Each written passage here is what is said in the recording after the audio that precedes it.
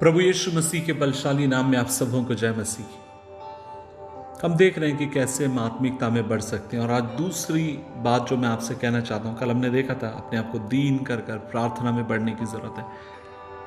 कैसे हम आत्मिकता में बढ़ सकते हैं। दूसरी बात आप और मैं पाते हैं मरकुस की किताब अध्याय 4 उसकी 34वीं आयत और लिखा है, वह बिना दृष्टांत कहे उनसे कुछ भी ना कहता था, परंतु एकांत में वह अपने निज चेलों को सब बातों का अर्थ बताता था।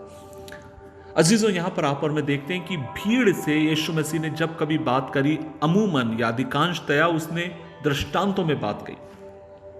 वो कहता है वहां पर बीज बोने वाले का दृष्टांत, उसके बाद दीपक का दृष्टांत, राई के दाने का दृष्टांत। आप और मैं अलग अलग दृष्टांतों को देखते हैं। और लेकिन बाइबल कहती है जब वो चेलों के साथ है, वो अपने चेलों को एक एक बात समझाता है। इसका मतलब क्या है?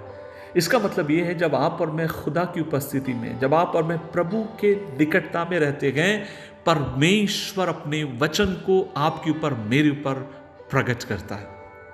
क्या नींद में प्रकट करता है? क्या दर्शन में प्रकट करता है? अजीजों, मैं आपसे कहना चाहता हूं, प्रभु को जो सबसे पसंदीदा जो चीज जिसके द्वारा वो आपसे मुझसे बात करना चाहता है, वह है उसका पवित्र वचन, अर्थात पवित्र शास्त्र बाइबल। सो परमेश्वर चाहता है कि आप और मैं बाइबल को खाली एक धर्म ग्रंथ के तौर पर ना लेते हुए आप और मैं उसको जीवन का एक भाग बनाएं। आप और मैं इसकी जब पढ़ते समय इस बात को सीखें कि आपको मुझे कैसे जीवन जीना है। जब नीति वचन को आप और मैं पढ़ते हैं तो नीति वचन आपको मुझे बुद्धिमान बनाते हैं। जब आप पत्रियों को इसमें पढ़ते हैं तब पत्रियां आपको मसीह में कैसे चरित्रवान होना, ये बात आपको मुझे सिखाती है।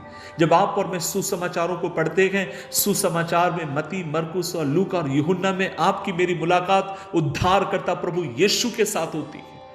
जहां पर आप और मैं प्रभु के साथ मुलाकात करते हैं, जहां पर आप और मैं यीशु मसीह को जानने पाते हैं, यीशु को समझने पाते हैं। अजीज, यदि आप गहराई से प्रभु में जड़ पकड़ना चाहते हैं, गहराई के साथ प्रभु में बढ़ना चाहते हैं, आपकी हर दिन की पुकार ये हो कि खुदा मैं आपके वचन को पढ़ना चाहता हूं, खुदा मैं आपके वचन को सीखना चाहता हूं, प्रभु जी मैं आपके वचन को समझना चाहता हूं। अपने आप को मुझ पर प्रकट करिए इस वचन के द्वारा। और आप देखेंगे जब आप पवित्र शास्त्र बाइबल को पढ़ेंगे, परमेश्वर के वचन के द्वारा प्रभु आपकी आंखों को खोलेगा, आपके कान को खोलेगा। इंसान के पीछे मत भागी, मनुष्य के पीछे मत भागी जिनमें ना ही उद्धार करने की ताकत है, ना वो अपना उद्धार कर सकते हैं, ना किसी और का। अगर आप भागना चाहते हैं तो प्रभु के वचन के पीछे भागिए। अगर मनन करना चाहते हैं तो खुदा के वचन को आप मनन करिए, क्योंकि जितना अधिक आप उसके वचन को मनन करेंगे, उतनी आपकी मुलाकात प्रभु के साथ होते जाएगी और उतना परमेश्वर आपको बदलेंगे। आप प्रभु में बढ़ते चले जाएंगे।